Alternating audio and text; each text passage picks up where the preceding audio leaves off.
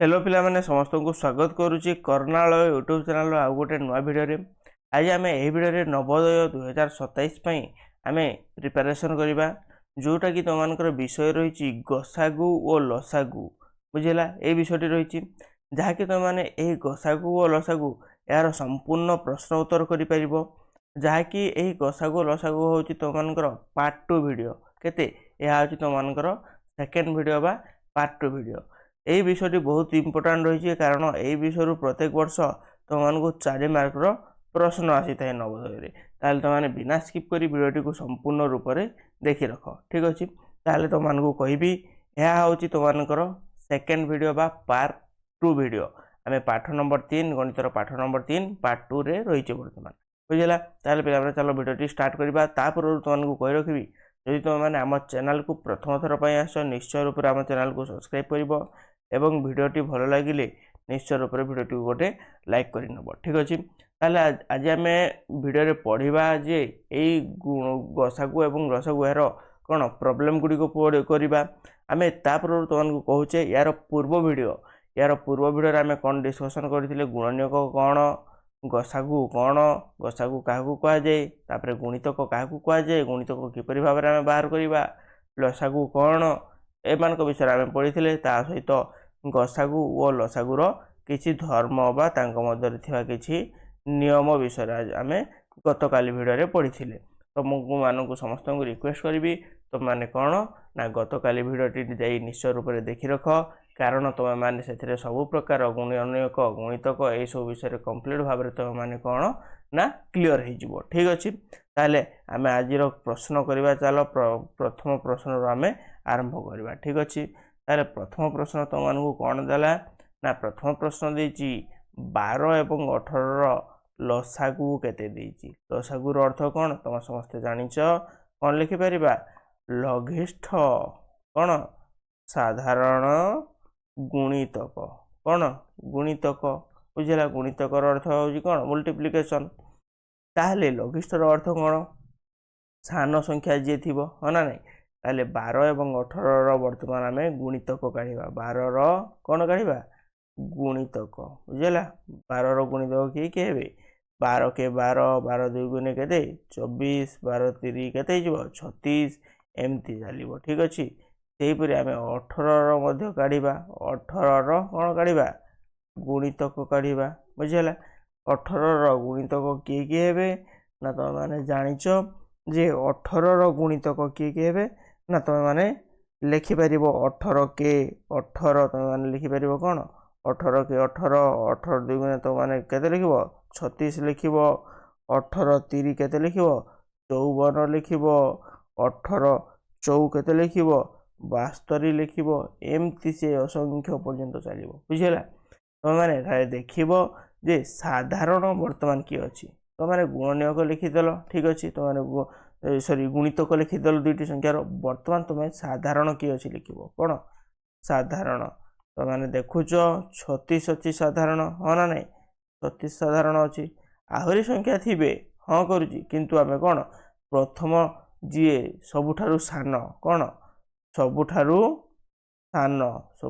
सान को आम नेबा बुझला सबुठारु सान बर्तमान तुम लघिष्ठ जेहेतु आम करुचे आम कौन ना सबुठारु सान तेणु साधारण संख्या जी आसला 36 ये तुम मानकर कौन लसागु 36 हो ये तो गला गोटे प्रकार 36 बाहर कला आम आउ गोटे प्रकार बाहर कर 12 एवं केते 18 या आम लसागु नेबा किपरि भाव लसागु बाहर करवा एमती लसागु बाहर करवा लसागुटा आम बाहर करुचे बुझेगा ताले आम एठारे 2 नेबा 2 रे आम 12 को एवं 18 को भाग करवा या भाग कले 6 हम या भाग कले 9 हम बर्तमान पुणी 2 नेबा ये भाग कले 3 हो ये भाग हम ना 9 भाग हम ताले आम 9 को ओह्लैदेवा ठीक अच्छे तापर आम के 2 रे भाग नेले कौन संख्या छिंडब ना आम तेणु 3 नेबा 3 के 3 3 3 9 है पुणी आम के 3 नेबा ये एक छिंडब ना तेणु 1 को 1 रखीदेवा और आम 3 के 3 करदेवा बर्तमान 1 1 है 1 1 है तुम एतिक बर्तमान तुम लसागु हिसाब कर कौन लसागु हिसाब कर जी रही किए रही 2 गुणन 2 गुणन 3 गुणन 3 बुझे तापर एम तुम मैंने कौन कर ना एम तुम मैंने गुणन कर ଦୁଇ ଦୁଇ ଗୁଣେ ଚାରି କେତେ ହେଇଗଲା 4 3 12 ହେଲା 12 3 ତୁମମାନଙ୍କର 36 ହେଲା କେତେ ହେଲା 36 ହେଇଯିବ ତୁମମାନଙ୍କର ଉତ୍ତର ବା 36 ହେଇଯିବ ତୁମମାନଙ୍କର କ'ଣ ଲସାଗୁ ତୁମମାନେ ଲେଖିପାରିବ ବୁଝିହେଲା। ଦେଖ ବର୍ତ୍ତମାନ ଏପଟେ ବି ଗଲେ 36 ଆସୁଛି ଏପଟେ ବି ଗଲେ 36 ଆସୁଛି ତୁମମାନଙ୍କୁ ଯେଉଁ ପ୍ରକ୍ରିୟା ଭଲ ଲାଗୁଛି ସେଇ ପ୍ରକ୍ରିୟା ଅନୁସାରେ ତୁମମାନେ କରିପାରିବ ଠିକ୍ ଅଛି। ବର୍ତ୍ତମାନ ଆମେ ପ୍ରଶ୍ନ ନମ୍ବର 2 କୁ ଆସିବା। ପ୍ରଶ୍ନ ନମ୍ବର 2 ରେ 24 ଏବଂ 36ର ଲସାଗୁ ନିର୍ଣ୍ଣୟ କର କହିଛି। ତୁମମାନେ ଏଇଟାକୁ ମଧ୍ୟ କରିପାରିବ ସେମିତି 24 ଏବଂ 36 ଏଇଟାକୁ ତୁମମାନେ କ'ଣ କରିବ ଯେ 2ରେ ପ୍ରଥମରେ ଭାଗ କରିଯିବ। 24କୁ ଭାଗ କଲେ କେତେ ହେବ 2ରେ ଇଏ ହେଇଯିବ 12 36କୁ ଭାଗ କଲେ କେତେ ହେବ 18 ହେବ। ଠିକ୍ ସେମିତି ପୁଣି ଆମେ ଏଇ 2 ଦ୍ୱାରା ଏହାକୁ ଭାଗ କରିବା ଅର୍ଥାତ୍ 2 ଦ୍ୱାରା ଭାଗ କଲେ ଇଏ କେତେ ହେବ ନା 12କୁ ଯେତେବେଳେ ଆମେ 2 ଦ୍ୱାରା ଭାଗ କରିବା ଇଏ 6 ହେବ ଏବଂ 18କୁ 2 ଦ୍ୱାରା ଭାଗ କଲେ କେତେ ହେଇଯିବ 9 ହେବ ଠିକ୍ ଅଛି। ତାହେଲେ ବର୍ତ୍ତମାନ ଆମେ 2 ଦ୍ୱାରା ପୁଣି ଆଉ ଥରେ ଭାଗ କରିପାରିବା ଯାହାକି 6କୁ ଆମେ 2 ଦ୍ୱାରା ଭାଗ କଲେ ଏହା ତୁମମାନଙ୍କର କେତେ ହେବ ନା ଇଏ ତୁମମାନଙ୍କର 3 ହେଇଯିବ ଏବଂ 9କୁ ଆମେ 2 ଦ୍ୱାରା ଭାଗ କରିପାରିବା ନାହିଁ ତେଣୁ ଆମେ 9କୁ 9 ଓହ୍ଲେଇ ଦେବା ଠିକ୍ ଅଛି। ବର୍ତ୍ତମାନ ଆମେ 2 ନେଲେ ଏଇ 3 ବି ଭାଗ ହେବ ନାହିଁ 9 ବି ଭାଗ ହେବ ନାହିଁ ତେଣୁ ଆମେ 2 ନ ନେଇ ତା ପରବର୍ତ୍ତୀ କେତେ ଅଛି 3 ଆମେ 3କୁ ନେବା 3 କେ 3 3 3 9 ହେଲା। ପୁଣି ବର୍ତ୍ତମାନ ଆମେ କେତେ ନେବା 3 ନେବା କାରଣ କେବଳ 3 ଅଛି ତେଣୁ ଆମେ 3 କେ 3 ନେବା। ବର୍ତ୍ତମାନ ତୁମମାନେ କେତେରେ ରହିଗଲ ଏଠାରେ ତୁମମାନେ ବର୍ତ୍ତମାନ ରହିଲ ଏଠାରୁ ଆଉ କିଛି କରିପାରିବ ନାହିଁ ହେଲା। ତାହେଲେ ବର୍ତ୍ତମାନ ତୁମେ କ'ଣ ଲେଖିବ ନା ଲସାଗୁ ସମାନ ଏପଟେ ଯେତିକି ସଂଖ୍ୟା ଅଛନ୍ତି ତାକୁ ଆମେ ଗୁଣିବା 2 ଗୁଣନ 2 ଗୁଣନ 2 ଗୁଣନ 3 ଗୁଣନ 3 ତାପରେ ତାଙ୍କୁ ଗୁଣିବ ତାଙ୍କୁ ଗୁଣିଲେ ଯାହା ହେବ ତାହା ହିଁ ଉତ୍ତର। 2 2 ଗୁଣେ 4 4 2 ଗୁଣେ 8 8 3 କେତେ ହେଇଗଲା 24 ହେଲା 24 3 ତାପରେ ତୁମମାନଙ୍କୁ ପଚାରିଛି କେତେ ହେଇଯିବ 24 3 72 72 ହେଉଛି ତୁମମାନଙ୍କର କ'ଣ ଲସାଗୁ ବା ଇଏ ହେଇଯିବ ତୁମମାନଙ୍କର ଉତ୍ତର ବୁଝିଲା। ଆମେ ନେକ୍ସଟ ଯିବା କ୍ୱେଶ୍ଚନ୍ ନମ୍ବର 3 କୁ। ପିଲାମାନେ ଯେଉଁମାନେ ବୁଝିପାରୁଛ ନିଶ୍ଚୟ ରୂପରେ ତୁମମାନେ କ'ଣ କ୍ୱେଶ୍ଚନ୍ ଆମର କମେଣ୍ଟ ସେକ୍ସନରେ ଯେଉଁମାନେ ବୁଝିପାରୁଛ ନିଶ୍ଚୟ ରୂପରେ କର୍ଣ୍ଣାଳୟ ଲେଖିବ କର୍ଣ୍ଣାଳୟ ଲେଖ। ଯେଉଁମାନେ ବୁଝିପାରୁନାହ ଯେଉଁ କ୍ୱେଶ୍ଚନ୍ଟି ବୁଝିପାରୁନ ଯେପରି କ୍ୱେଶ୍ଚନ୍ ନମ୍ବର 2 ବୁଝିପାରିଲନି Q2 ଲେଖିବ ଯଦି ମନେକର କ୍ୱେଶ୍ଚନ୍ ନମ୍ବର 1 ବୁଝିପାରିଲନି Q1 ଲେଖିବ ବୁଝିଲା। ଏହିପରି ଭାବରେ ଲେଖିଲେ କ'ଣ ହେବ ନା ମୁଁ ତୁମମାନଙ୍କୁ ଆହୁରି ଭଲ ଭାବରେ ବୁଝାଇ ପାରିବି ଠିକ୍ ଅଛି। ତେଣୁ ଆମେ ବର୍ତ୍ତମାନ କ୍ୱେଶ୍ଚନ୍ ନମ୍ବର 3 କୁ ଆସିବା। କ୍ୱେଶ୍ଚନ୍ ନମ୍ବର 3ରେ କ'ଣ କହିଛି ନା ତୁମମାନଙ୍କୁ 15 ଏବଂ 25ର ଲସାଗୁ ପଚାରିଛି। କାହାର ପଚାରିଛି 15 ଏବଂ 25ର। ତାହେଲେ ବର୍ତ୍ତମାନ ତୁମେ କ'ଣ କରିବ ନା 15ର ଗୁଣନୀୟକ ଲିଖିବ ଗୁଣନୀୟକ ବୁଝିଲା। 15ର ଗୁଣନୀୟକ ଲିଖିବ ଏବଂ 25ର ଗୁଣନୀୟକ ଲିଖିବ। ତୁମମାନଙ୍କୁ ମୁଁ 2ଟି ମାଧ୍ୟମ ବତେଇଛି 2ଟି ମାଧ୍ୟମରେ ଯେକୌଣସି ତୁମେ ଯଦି କରୁଛ ୟାର ଉତ୍ତର ଠିକ୍ ଆସିବ। ଦେଖ ଏଠାରେ ମୁଁ ତୁମମାନଙ୍କୁ ଏପଟେ ଗୋଟେ ମାଧ୍ୟମରେ ବତେଇଲି ଏପଟେ ଗୋଟେ ମାଧ୍ୟମରେ ବତେଇଲି ତୁମେ ଯେକୌଣସିଥିରେ ବାହାର କଲେ ବି ଉତ୍ତର ସମାନ ଆସିବ। ଠିକ୍ ସେହିପରି ମୁଁ କ'ଣ କରୁଛି ନା ଏଥିରେ ତୁମମାନଙ୍କୁ ସେକେଣ୍ଡ ମାଧ୍ୟମରେ ଏହି କ୍ୱେଶ୍ଚନ୍ଟି କରାଇଲି ଠିକ୍ ସେହିପରି ତୁମମାନଙ୍କୁ ଏଥିରେ ପୁଣି ସେଇ ପ୍ରଥମ ମାଧ୍ୟମରେ କ୍ୱେଶ୍ଚନ୍ କରାଉଛି ବା ଉତ୍ତରଟା ବାହାର କରାଉଛି। ତୁମେ କୌଣସି ଏଥିରେ କନଫ୍ୟୁଜନ୍ ହେବ ନାହିଁ କାରଣ ତୁମେ ଯେଉଁଥିରେ ତୁମେମାନେ କଲେ ବି ଏହାର ସମାଧାନ ବା ଏହାର ଉତ୍ତର ତୁମେ ଠିକ୍ ପାଇପାରିବ ଠିକ୍ ଅଛି। ତେଣୁ ଆମେ 15ର ଗୁଣନୀୟକ ଲେଖିବା 15ର ଗୁଣନୀୟକ ଆମେ କ'ଣ କହୁଛୁ 15ର ଗୁଣିତକ ଲେଖିବା। କ'ଣ ଲେଖିବା 15ର ଗୁଣିତକ ଲେଖିବା। କାହାର 15ର ଗୁଣିତକ ଏବଂ 25ର କ'ଣ ଗୁଣିତକ ଲେଖିବା ଠିକ୍ ଅଛି। 15ର ଗୁଣିତକ କେତେ ହେବ 15 କେ 15 ହେବ 15 ଦୁଗୁଣେ 30 ହେବ ତାପରେ 45 ହେବ 60 ହେବ ତାପରେ କେତେ ହେବ ତୁମମାନଙ୍କର ତାପରେ ତୁମମାନଙ୍କର 15 ପଞ୍ଚା କେତେ 75 ହେବ ତାପରେ 90 ହେବ ଏମିତି ତୁମମାନଙ୍କର ଚାଲିଥିବ। ଏବଂ 25 ଆମେ ଲେଖିବା 25 କେ 25 ତାପରେ 50 ହେଇଯିବ ତୁମମାନଙ୍କର ତାପରେ 75 ହେବ ତାପରେ କେତେ ହେବ 25 × 100 ହେବ ଏମିତି ତୁମମାନଙ୍କର ଅସଂଖ୍ୟ ବାଟ ପର୍ଯ୍ୟନ୍ତ ଚାଲିବ। ତାପରେ ଆମେ ମାନେ କ'ଣ ସାଧାରଣ ଲେଖିବା। ସାଧାରଣ କିଏ କିଏ ଅଛନ୍ତି ସାଧାରଣ ଦେଖ କିଏ ହେଲେ ଏମାନଙ୍କ ମଧ୍ୟରେ ଗୋଟେ ହେଲା ତୁମମାନଙ୍କର 75 ହିଁ ଗୋଟିଏ ସାଧାରଣ ବର୍ତ୍ତମାନ ଆମେ ଦେଖିଛେ। ତେଣୁ 75 ତୁମମାନଙ୍କର କ'ଣ ହେଇଯିବ ଲସାଗୁ ହେଇଯିବ କିଏ ହେଇଯିବ 75 ତୁମମାନଙ୍କର ଉତ୍ତର ହେଇଯିବ ବୁଝିହେଲା। ଯେଉଁ ସଂଖ୍ୟାର ତୁମମାନେ ଗୁଣିତକ ଗୁଡ଼ିକ ଲେଖିବ ସେଇ ସଂଖ୍ୟା ମାନଙ୍କ ମଧ୍ୟରେ ଯିଏ ସାଧାରଣ ସବୁଠାରୁ ଛୋଟ ସାଧାରଣ ଥିବ ସବୁଠାରୁ ଛୋଟ ସାଧାରଣ, ମନେ ରଖ ସବୁଠାରୁ ଛୋଟ ସାଧାରଣ 75 ଅଛି। ତେଣୁ ଇଏ ହେଉଛି ତୁମମାନଙ୍କର ଉତ୍ତର। ତୁମେମାନେ କ'ଣ ଏହି ପ୍ରକ୍ରିୟା ମାଧ୍ୟମରେ ଯେତେବେଳେ ତୁମେ ବାହାର କରୁଛ ତୁମମାନଙ୍କର ଅସୁବିଧା କ'ଣ ହେବ ନା କେବଳ ଏତିକି ଅସୁବିଧା ହେବ ଯେ ଯେଉଁ ଗୁଣିତକ ଗୁଡ଼ାକ ଲେଖିବ ସେମାନେ କ'ଣ ତାଙ୍କୁ ଟିକେ ଭାବି ଭାବି ଲେଖିବାକୁ ପଡ଼ିବ, ତାଙ୍କୁ ଗୁଣନ କରି କରି ଲେଖିବାକୁ ପଡ଼ିବ। ତାଙ୍କୁ ତୁମେମାନେ କ'ଣ ଯେତିକି ଆଗକୁ ଯିବ ତୁମେ ସେତିକି ମଲ୍ଟିପ୍ଲିକେସନ୍ ବା ଗୁଣନ କରି କରି ଯିବ, ସେଇଟା ହେଉଛି ତୁମମାନଙ୍କ ପାଇଁ ଅସୁବିଧା। କିନ୍ତୁ ଆମେ ଯେତେବେଳେ ସେକେଣ୍ଡ ଅପସନ୍ ବା ସେକେଣ୍ଡ ତୁମମାନଙ୍କର ମାଧ୍ୟମରେ କଲେ କ'ଣ ହେଉଛି ସେଇଟା ସହଜ ହେଇଯାଉଛି। ଯେମିତି ଏଥିରେ ଦେଖ ଆମେ କହିବା ସେକେଣ୍ଡ ମାଧ୍ୟମରେ ଯାହାକି 8, 12 ଏବଂ 16 ଏହାକୁ ଆମେ ଯେତେବେଳେ ସେକେଣ୍ଡ ଏହି ମାଧ୍ୟମରେ କରୁଛେ କ'ଣ ହେଉଛି ଏହା ବହୁତ ସହଜ ହେଇଯାଉଛି। ଆମେ 2ରେ ନେଲେ 2ରେ ଭାଗ କରି କରି ଆମେ ପଳେଇବା, 2ରେ ଭାଗ କରିବା 8କୁ ଭାଗ କଲେ 4 ହେଇଯିବ, 12କୁ ଭାଗ କଲେ 6 ହେବ, 16କୁ ଭାଗ କଲେ କେତେ ହେଇଯିବ 8 ହେଇଯିବ। ଠିକ୍ ଏମିତି ପୁଣି 2ରେ ଭାଗ କରିବା କେତେ ହେବ 2 ହେଇଯିବ, 3 ହେଇଯିବ, ପୁଣି 4 ହେଇଯିବ, ପୁଣି ଆଉ କେତେ ଭାଗ କରିବା ପୁଣି 2ରେ ଭାଗ କରିବା 2 କେ 2 3 ଭାଗ ହେବନି, ତେଣୁ 3କୁ ଓହ୍ଲେଇବା, 4କୁ ଭାଗ କଲେ କେତେ ହେଇଯିବ 2 ହେବ, ପୁଣି ଆଉ ଥରେ 2 ନେବା, ପୁଣି 1କୁ ଭାଗ କରିହେବନି, 1କୁ ଓହ୍ଲେଇବା, 3କୁ ଭାଗ କରିହେବନି, 3କୁ 3 ଓହ୍ଲେଇବା, 2କୁ ଭାଗ ହେଲେ 1 ହେବ। ବୁଝିଲା? ବର୍ତ୍ତମାନ ଆମେ କେତେ ନେବା ନା 3 ନେବା, କାରଣ 1 ତ ଆମର ଛିଣ୍ଡି ସାରିଲାଣି, ଏତିକିରେ ରହିବ, ପୁଣି 3 କେ 3 ପୁଣି 1ଟା ରହିବ, ଏତିକି କଥା।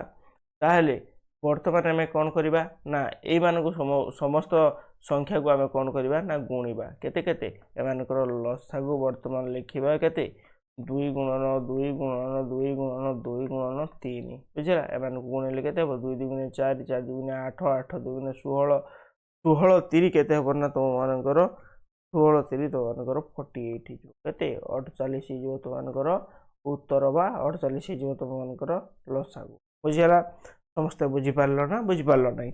ଏଇ କ୍ୱେଶ୍ଚନଟିରେ ସମସ୍ତେ ବୁଝିପାରିଥିବ ଭାବୁଛି।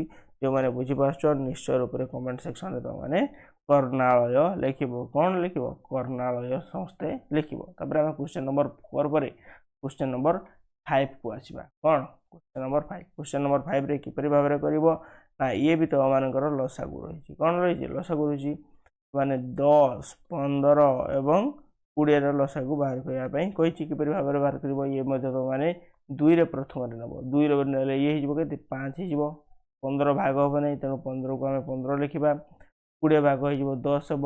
ବୁଝିଲା? ଏମିତି ଲେଖିବା। ତାପରେ ପୁଣି ଆମେ 2 ନେବା, 5କୁ ତ ଭାଗ କରିପାରିବା ନାହିଁ, ଓହ୍ଲେଇ ଦେବା, 15କୁ ଭାଗ କରିପାରିବା ନାହିଁ, ଓହ୍ଲେଇ ଦେବା, 10କୁ ଭାଗ କଲେ 5 ହେଇଯିବ। ବୁଝିଲା? ଆମେ ଏବେ ବର୍ତ୍ତମାନ କେତେ ନେବା? ଆମେ 3 ନେଇପାରିବା, କାରଣ 5 ତ ଭାଗ ହେବନି, 5କୁ ଓହ୍ଲେଇବା, 15 ତୁମମାନଙ୍କର 3 ଭାଗ ହେଲେ 5 ହେଇଯିବ। ବୁଝିଲା? ତାପରେ 5କୁ 5 ଏତିକି ହେଲା। ବର୍ତ୍ତମାନ ଆମେ କେବଳ 5 ନେଲେ ସବୁ ଗୁଡ଼ାକ ତୁମମାନଙ୍କର 1 ହେଇଯିବ, କାରଣ ସବୁ ସଂଖ୍ୟା ଗୁଡ଼ିକ ବର୍ତ୍ତମାନ 5 ଦ୍ୱାରା ଭାଗ ହେଇଯିବେ। ତାହେଲେ ଏବେ ବର୍ତ୍ତମାନ କୁହ ଏମାନଙ୍କର ଲସାଗୁ କେତେ ହେବେ? ତୁମମାନେ ଏମାନଙ୍କର ଲସାଗୁ ଲିଖିପାରିବ 2 ଗୁଣନ 2 ଗୁଣନ 3 ଗୁଣନ 5 ଲିଖିଦେଲ। ବର୍ତ୍ତମାନ ଏମାନଙ୍କୁ ତୁମମାନେ ଗୁଣନ କର। ଗୁଣନ କଲେ କେତେ ହେଇଯିବ? 2 2 4, 4 3 12, 12 5 କେତେ 60, 60 ହେଇଯିବ ତୁମମାନଙ୍କର ଲସାଗୁ ବା 60 ହେଇଯିବ ତୁମମାନଙ୍କର ଉତ୍ତର। ସମସ୍ତେ ଖାତାରେ ନିଶ୍ଚୟ ଭାବରେ ଲେଖି ରଖ। ଠିକ୍ ଅଛି? ତାପରେ କ୍ୱେଶ୍ଚନ ନମ୍ବର 5 ପରେ କ୍ୱେଶ୍ଚନ ନମ୍ବର 6 ରହିଲା। ଏ କ୍ୱେଶ୍ଚନ ନମ୍ବର 6ର ତୁମମାନେ କିପରି ଭାବରେ ଲସାଗୁ ବାହାର କରିବ? କ୍ୱେଶ୍ଚନ ନମ୍ବର 6ର ଲସାଗୁ କିପରି ଭାବରେ ବାହାର କରିବ? ସବୁ ସଂଖ୍ୟା ଗୁଡ଼ିକୁ ଲେଖିବ 9, 18 ଏବଂ 27। ଏ ସଂଖ୍ୟାଟିକୁ ଲେଖିଲ। ବର୍ତ୍ତମାନ ତୁମେ এই ସଂଖ୍ୟାଟିକୁ ଭାଗ କରି କରି ଯିବ। ଯେମିତି ଆମେ 2ରେ ଭାଗ କଲେ 9କୁ ଭାଗ ହେବ ନାହିଁ, 9 ଓହ୍ଲେଇବା, 18କୁ ଭାଗ କଲେ 9 ହେଲା, 27 ଭାଗ ହେବ ନାହିଁ 2 ଦ୍ୱାରା, ତେଣୁ ଆମେ 27କୁ 27 ଓହ୍ଲେଇ ଦେଲେ। ବର୍ତ୍ତମାନ এই ସଂଖ୍ୟା ମଧ୍ୟରୁ କିଏ 2ରେ ଭାଗ ହେବ କି? ଏହି ମଧ୍ୟ 2ରେ ଭାଗ ହେବେ ନାହିଁ, ତେଣୁ ଆମେ କ'ଣ କରିବା 3 ନେବା। 3ରେ ଭାଗ ନେଲେ କେତେ ହେବ? 3 3 9, 3 3 9, ତାପରେ ଇଏ ହେଇଯିବ କେତେ ତୁମମାନଙ୍କର 27ଟା କେତେ ହେଇଯିବ? 3 ନୂଆ 27 ହେଲା, ହଁ ନା ନାହିଁ? ତାପରେ ବର୍ତ୍ତମାନ ଆମେ କେତେ ନେବା? ପୁଣି ବର୍ତ୍ତମାନ 3 ନେବା, 3 କେ 3 ହେଇଯିବ, 3 କେ 3 ହେଇଯିବ, ତାପରେ ଇଏ ହେଇଯିବ ତୁମମାନଙ୍କର କେତେ 3 3 9। ବର୍ତ୍ତମାନ ଆଉ ଥରେ 3 ନେବା, 1କୁ 1 ଓହ୍ଲେଇବା, 1କୁ 1 ଓହ୍ଲେଇବା, ତାପରେ 3କୁ 3ରେ ହରଣ କଲେ 1 ହେବ। ଏତିକି ହେଇଯିବ ତୁମମାନଙ୍କର କ'ଣ ଲସାଗୁ। ଅର୍ଥାତ୍ ତୁମମାନେ ଲେଖିପାରିବ ଲସାଗୁ ସମାନ 2 ଗୁଣନ 3 ଗୁଣନ 3 ଗୁଣନ 3। ଏତିକି ଲେଖିବା। ତାହେଲେ ବର୍ତ୍ତମାନ ଆମେ ଗୁଣିବା 2 3 6, 6 3 ତୁମମାନଙ୍କର କେତେ ହେବ? 18।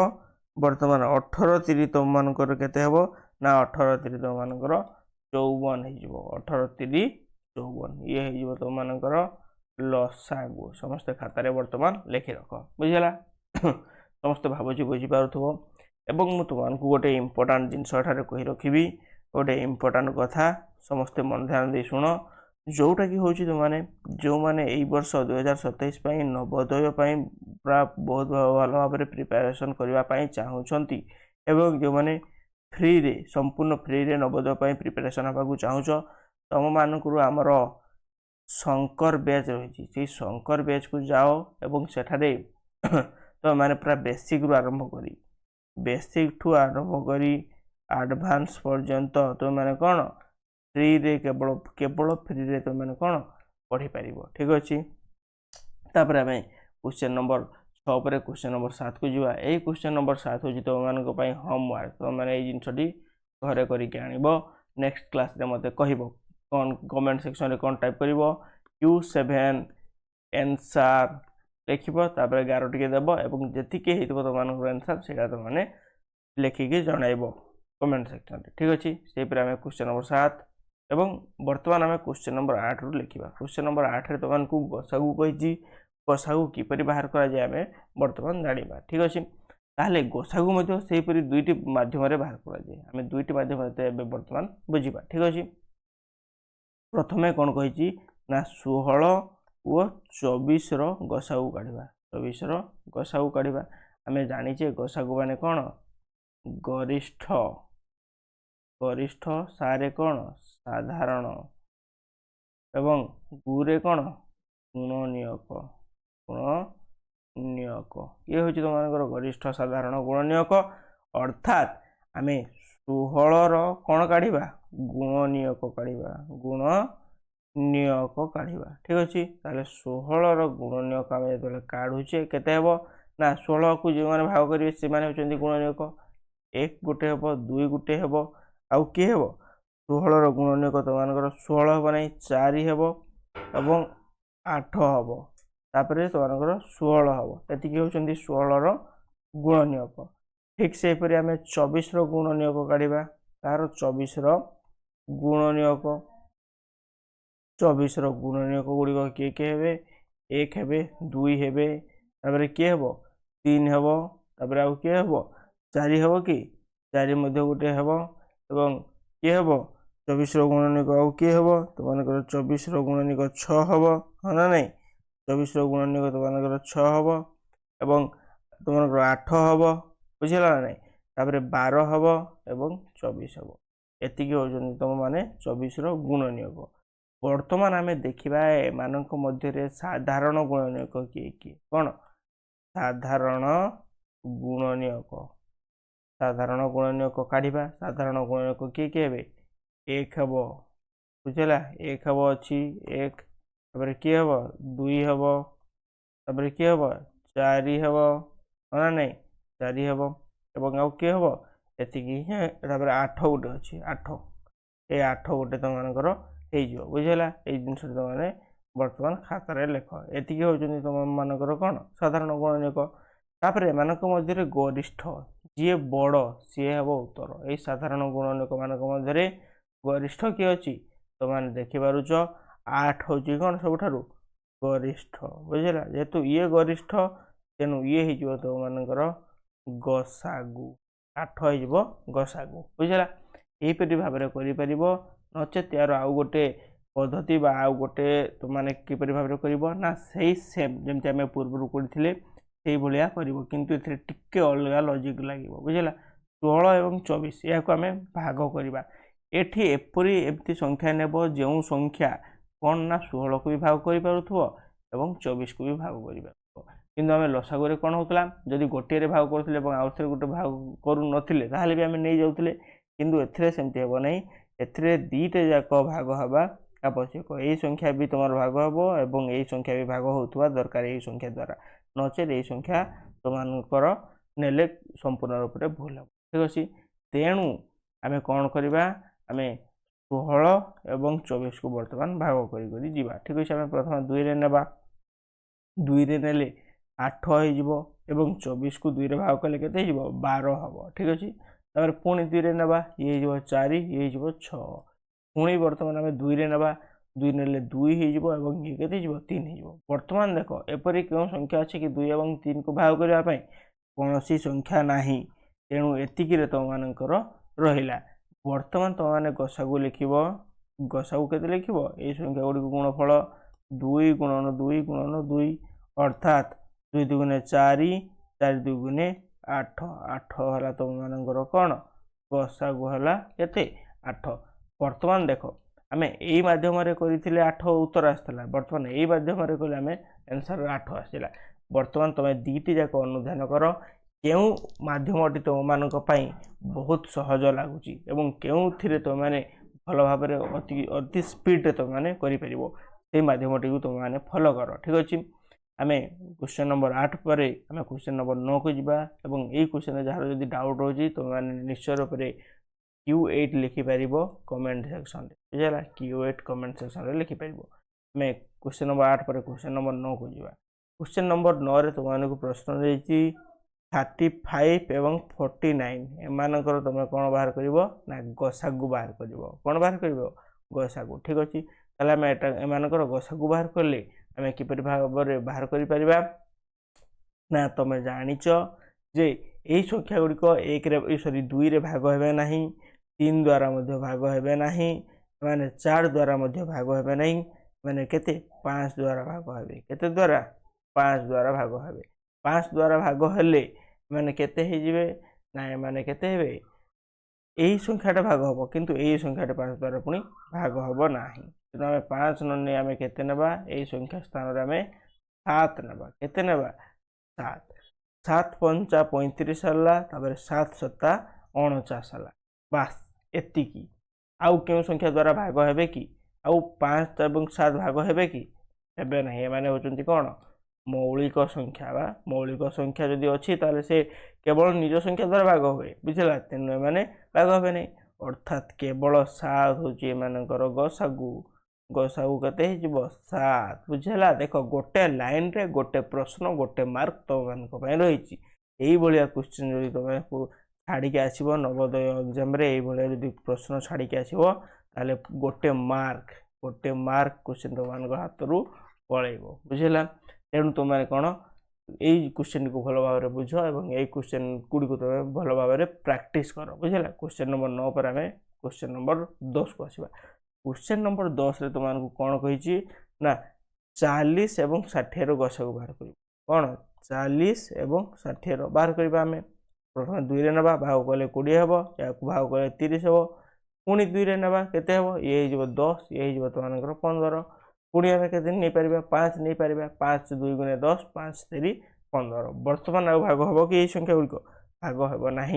तेणु एमानकर गसागु केते हम गसागु समस्त लिखिपर एपटे जी संख्या अच्छा गुणा 2 गुणन 2 गुणन 5 लिखा ताले बर्तमान कह 2 दुगुणे 4 4 पंचा केते 20। बर्तमान एमानकर गसागु केते गसागु बर्तमान होगला 20 यह तुम मानकर आंसर बुझेगा। समस्ते भावुची भल भाव में बुझीपार जब बुझीपार ना कमेंट सेक्शन रे जनाओ बुझेगा।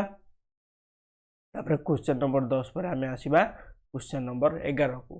क्वेश्चन नंबर 11 रे तुम मानक गोटे भल प्रश्न देती देख तुम कौन आस्ते आस्ते आस्ते आस्ते संख्या गुड़ी कौन हो बढ़िबारे लगी बढ़िबारे जाऊँगी। ठीक अच्छे तेणु एठार देख 50 एवं 75 एमानकर तुम कौन काढ़ गसागु काढ़ले प्रथम देख ये संख्या गुड़ी भाग कर आम ये संख्या गुड़ी 5 रे भाग कर भाग कर 5 रे 5 10 50 है। ठीक से तो मैंने 75 को भाग कले केते हेबो 75 को 5 द्वारा भाग कले केते हिजबो 15 हबो केते हेबो 15 हबो। से पर आमे आहरी 5 आउ थरा नै जिबा जाकी 5 2 गुणे 10 5 3 15 हला। वर्तमान कुह एमानकर गसागु केते हेबो गसागु हेबो 5 गुणन 5 अर्थात 25 हे जिवो एमानकर गसागु बुझला। ए दुईटी संख्या को गुणी देले गसागु बाहर पड़ला। तो माने देखुछ 2 एवं 3 पर 2 एवं 3 पर आउ कौन संख्या को भाग कर पारिबो कि भाग कर पारिबो नाही कारण ए माने होचन तुमनकर कोन मौलिक संख्या हना नहीं मौलिक संख्या को भाग कर पारिबो नाही। तापर आम प्रश्न नंबर 11 भल भाव समस्त बुझीगल। बर्तमान आम प्रश्न नंबर 12 को आसवा। प्रश्न नंबर 12 तुमको कौन देछि ना 12 18 एवं 24 तीनोटी संख्या मध्य तुमने गसागु वर्तमान काढिबो एठारे एपरि एक संख्या नेबा जो संख्या द्वारा 12 भाग होतबो 18 भाग होबो एवं 24 मध्य भाग होबो के ये जो 6 हबो 18 को भाग कले 9 हबो 24 को भाग कले 12 हबो वर्तमान एठारे एई परि भाबे गोटे संख्या नेबा जे कि 3 टी रे भाग होबो के 3 3 2 गुणे 6 3 3 9 3 जो 12 वर्तमान आउ क्यों संख्या अछि कि एई संख्या को भाग करिया पई आउ कोनोसी संख्या नाही ताले ए मानकर गसागु के हेबो 2 गुणन 3 अर्थात 6 हेबो मानकर गसागु बुझिला बाबूजी माने समस्त क्लियर हेतिबो काहे कि ना एही पाठ रे आज जति कि सब प्रॉब्लम करूची सब सहज प्रॉब्लम गुड़क सब साधा प्रॉब्लम गुड़क समस्त क्लियर हो पाइब बुझला ताहले पिला माने तो मानक पई 13 नंबर तो मानकर होमवर्क रहिला निजे करिकि आसीबो काली कमेंट सेक्शन रे तो माने नेक्स्ट क्लास रो कमेंट सेक्शन रे तो माने Q13 आंसर लिखिबो एवं एठारे जहा आंसर आस्तिबो समस्त लिखिबो बुझला सेपरि आउ जति सब क्वेश्चन गुड़ाक रही तो माने निश्चय रूप रे करिकि आसीथिबो काली ताले पिला माने आज पई आमे वीडियो एतिकि रखिबा এবং ये हूँ तुम मानकर शेष क्वेश्चन ये हूँ शेष क्वेश्चन बुझला समस्ते यही सब क्वेश्चन गुड़ी को तुमने डाउनलोड कर पीडीएफ टी तुमने कौन कर डाउनलोड कर बुझला डाउनलोड कर ना यही वीडियो डिस्क्रिप्शन सेक्शन गोटे लिंक रही डिस्क्रिप्शन गोटे लिंक को कौन कर क्लिक कर जहाँफल तुमने आम टेलीग्राम ग्रुप रे जॉइन हम से टेलीग्राम ग्रुप रे यही पीडीएफ पाइपर से पीडीएफ टी डाउनलोड कर डाउनलोड करी जेतिकी नंबर रहिला 13 14 15 16 और 17 ये 5टी नंबर तुम माने होमवर्क रहिला से क्वेश्चन गुडी को घरे करिवो एवं ताकू तुम माने काली कमेंट सेक्शन तुम माने मते जणाइबो बुझला जणाइबो ताले आज पई आमे एतिके वीडियो रखिबा रहिली जय जगन्नाथ।